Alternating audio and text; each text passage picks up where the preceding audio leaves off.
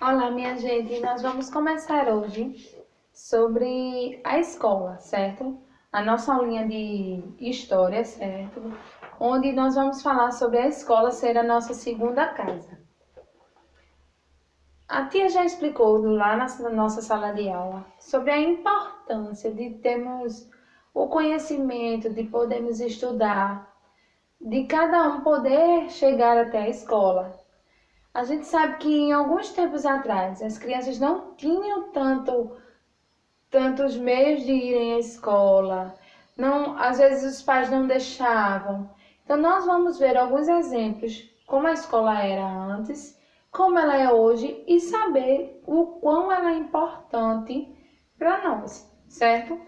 Nós vamos lembrar, vamos lá voltar ao passado. Vocês podem perguntar isso aos avós de vocês, alguns vizinhos, e eles com certeza irão confirmar essa história. Antigamente não se tinha escola, certo? Logo no início, as escolas, não pode se dar nenhum nome de escola, eram grupos, certo? Onde as crianças iriam ali aprender a ler e a escrever.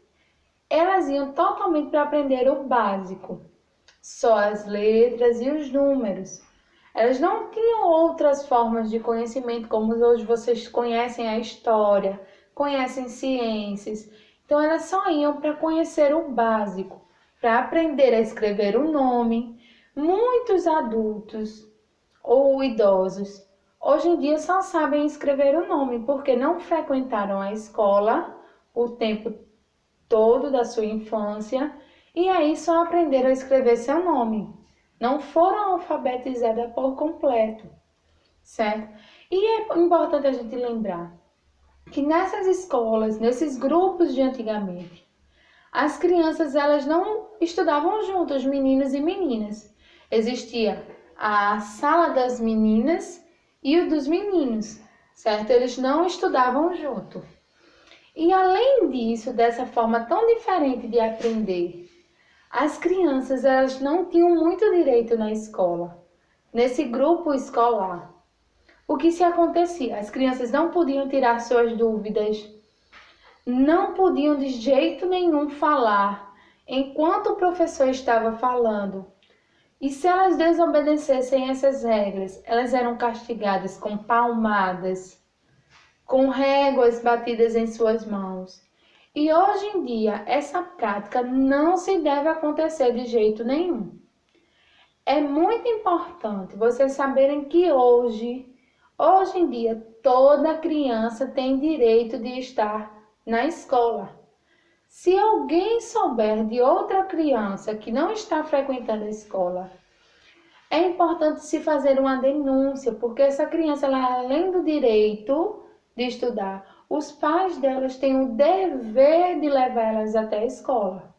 Mesmo se não houver a condição de pagar uma escola particular, existem muitas outras escolas públicas, e assim chamamos, pela prefeitura, pelo governo, e essa criança ela tem que estudar, certo? O estudo ela é obrigatório para todas as crianças. Hoje em dia, as crianças elas podem tirar suas dúvidas, podem não, elas devem tirar suas dúvidas. Elas têm mais liberdade na sala de aula de conversar com o professor. Antigamente o professor era muito duro, muito carrasco. Então, vocês hoje em dia estão vivendo uma época muito boa de estarem na sala de aula aprendendo diversos assuntos. Vocês têm aula de artes, vocês têm aula de ciências, coisas, brincadeiras, dinâmicas que os professores levam para vocês. Então, hoje em dia, vocês têm uma facilidade melhor de aprender. Antigamente, essas crianças só iam para lá para aprender a ler e a escrever, o básico do básico. E isso a gente consegue entender que não era bom para as crianças. Elas ficaram com deficiência em questão de interpretação de texto. Alguns adultos hoje em dia são muito ignorantes nesse contexto, certo? E aí, além da gente fazer essa história, esse paralelo entre a escola do passado e a de hoje em dia, nós vamos falar sobre algumas coisas que tem na nossa escola. O livro aí, ele traz alguns exemplos. Ele fala da cozinha ou da cantina. No nosso caso, nós temos a cantina. Fala da direção, certo? Que é com tia Silvana e tio Ari. Os serviços gerais, as meninas que estão sempre ali limpando a nossa escola. Geralmente vocês não encontram elas, mas assim que toca de meio-dia, as meninas estão ali limpando tudo.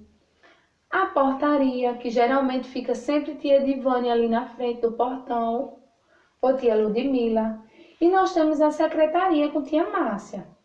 Então, todos os ambientes da escola são feitos para melhorar, certo? O convívio entre o pai de vocês, entre vocês e as escolas. Então, tudo isso na escola serve para melhorar tanto a aprendizagem como a comunicação entre vocês, entre a família e a escola.